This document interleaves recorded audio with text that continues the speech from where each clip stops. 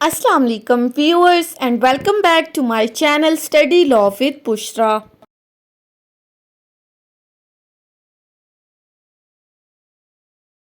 So we were discussing Contract Act 1872. We have discussed up till section 64. In this video we are going to start from section 65 of Contract Act 1872. But before starting the discussion, I request you all to please subscribe to my channel and don't forget to press the bell icon for latest updates. Do share this video with your friends and don't forget to comment your feedback. So let's move towards the discussion. Section 65 of Contract Act deals with obligation of the person who has received an advantage under void agreement or a contract that becomes void. अब यहाँ पर void agreement और void contract की बात की गई है कि अगर एक कॉन्ट्रैक्ट वैलिड कॉन्ट्रैक्ट से void कॉन्ट्रैक्ट में चेंज हो रहा है या अगर कोई void एग्रीमेंट है और इन एग्रीमेंट्स या कॉन्ट्रैक्ट्स के अंदर अगर किसी पर्सन ने कोई एडवांटेज लिया है, कोई बेनिफिट हासिल किया है, तो ऐसी सूरत में उस पर्सन की क्या ऑब्लिगेशन है, उसके ऊपर क्या रिस्पॉन्सिबिलिटी आ रही है, उसकी क्या ड्यूटी है। अब किस किस्म के एडवांटेज की बात की गई है ये हम सेक्शन 65 की बेरेक्ट लैंग्वेज के थ्रू देखते हैं। When an agreement is discovered to be void or when a contract becomes void, any person who has received any advantage under such agreement or contract is bound to restore it or to make compensation for it to the person from whom he received it.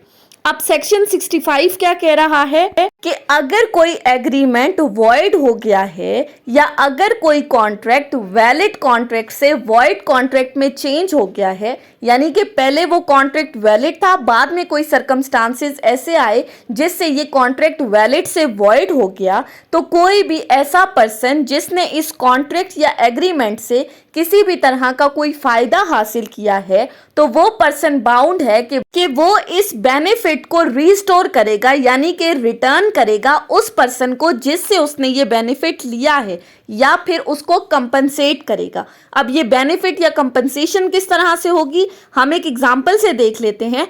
For example हमारे पास दो parties हैं ए और B. ए ₹1000 पे कर रहा है B को ताकि वो सी से शादी कर ले जो कि ए की बेटी है। अब यहाँ पर ए और बी के दरमियान कॉन्ट्रैक्ट हुआ है मैरिज से रिलेटेड। ए ने बी को 1000 रुपीज दिए ताकि वो उसकी डॉटर से शादी कर ले। अब कुछ टाइम बाद ऐसा हुआ कि सी की डेथ हो गई। अब पहले ये कॉन्ट्रैक्ट वैलिड था कि ए ने पैसे दिए और कहा कि तुम इससे शादी करोगे, लेकिन जब सी की डेथ हो गई तो ये वैलिड कॉन्ट्रैक्ट चेंज हो गया वॉइड में। अब इसको इन्फोर्स नहीं कराया जा सकता। सो ऐसी सूरत हाल में ए ने बी को जो 1000 रुपीज दिए थे, अब यहाँ पर बी बाउंड है कि वो इस 1000 रुपीज को रिटर्न करेगा ए को। हमने कहा था जो फायदा उसने हासिल किया है इस कॉन्ट्रैक्ट के नतीजे में वो बाउंड है कि वो रिस्टोर करेगा। सो यहाँ पर बी बाउंड है कि वो ए को 1000 रुपीज वापस करेगा। अब कंपनसेशन की एग्जांपल देख लेते हैं। फॉर एग्जांपल ए और बी दो पार्टीज हैं। A is the singer and B is the manager of the theatre. A और बी आपस में कॉन्ट्रैक्ट करते हैं। ए बी को कहता है कि मैं हर हफ्ते में 2 दिन तुम्हारे थिएटर में आकर गाना गाऊंगा, जिसके लिए बी उसको कहता है कि मैं तुम्हें इस गाना गाने की पेमेंट करूंगा। अब हुआ कुछ इस तरह से कि ए जो सिंगर था वो 2 हफ्ते तक 3 हफ्ते तक तो कॉन्टिन्यूसली आकर थिएटर में गाना गाता रहा, लेकिन अगले हफ्ते ऐसा हुआ कि किसी बीमारी की वजह से या किसी पर्सनल इशू की वजह से वो गाना गाने नहीं आ सका।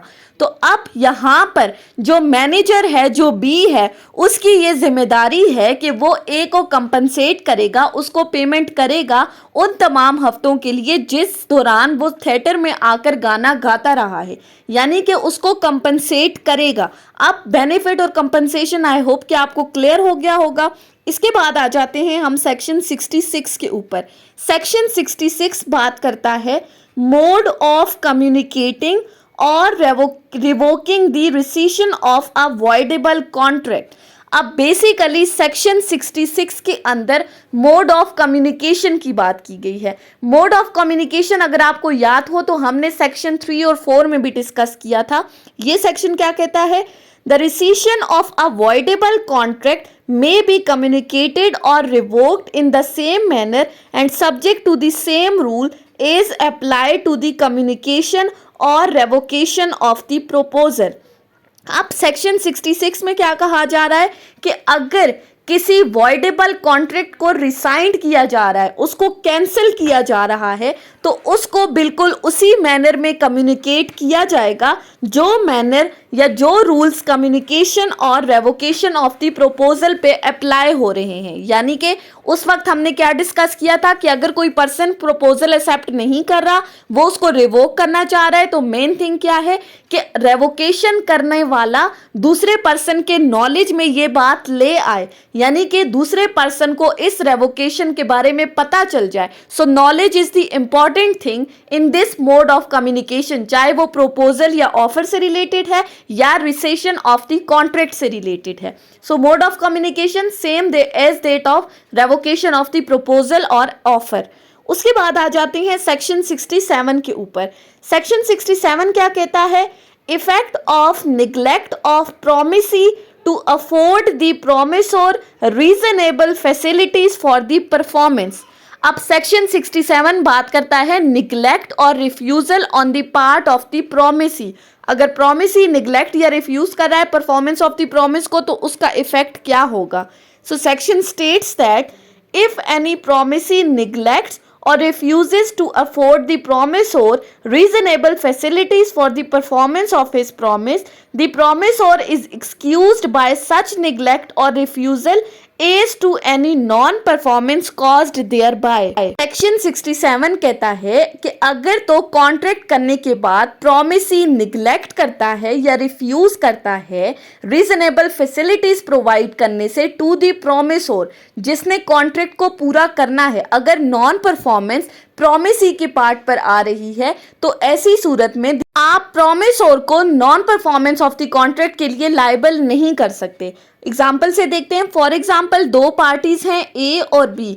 ए और बी के दरमियान कॉन्ट्रैक्ट हुआ रिपेयरिंग ऑफ द हाउस का।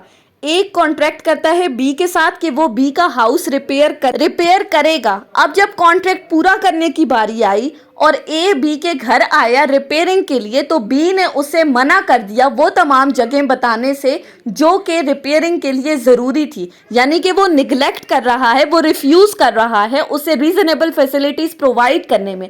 वो उसे बता ही नहीं रहा कि रिपेयरिंग की ज़रूरत किस किस जगह पर है। तो ऐसी सूरत में नॉन परफॉर्मेंस किसके पार्ट पर आ गई? प्रॉमिसी के पार्ट पे। यहाँ पर आप प्रॉमिस और जो ए है उसको लायबल नहीं ठहरा सकते for the non performance of the promise, यानी कि प्रॉमिस और इज एक्सक्यूज। प्रॉमिस और की अब कोई जिम्मेदारी नहीं बनती, प्रॉमिस और अब लायबल नहीं है। लायबिलिटी किस पर आ रही है? प्रॉमिसी के ऊपर। क्यों? क्योंकि वो निग्लेक्ट कर रहा है, वो रिफ्यूज कर रहा है। सो इफेक्ट ऑफ निग्लेक्ट और रिफ्यूजल क्या है? That the promisor is no more liable for the non performance of the promise. So that was all about section 65 to section 67 of Contract Act। I hope कि आपको ये lecture समझ में आया होगा। अगर आपने इस वीडियो को अटेंटिवली सुना है तो अगर आपको ये वीडियो अच्छी लगी है तो इस वीडियो को लाइक करें, कमेंट करें और चैनल को ज़रूर सब्सक्राइब करें। Thank you so much for watching this video. Till then, अल्लाह हाफिज़।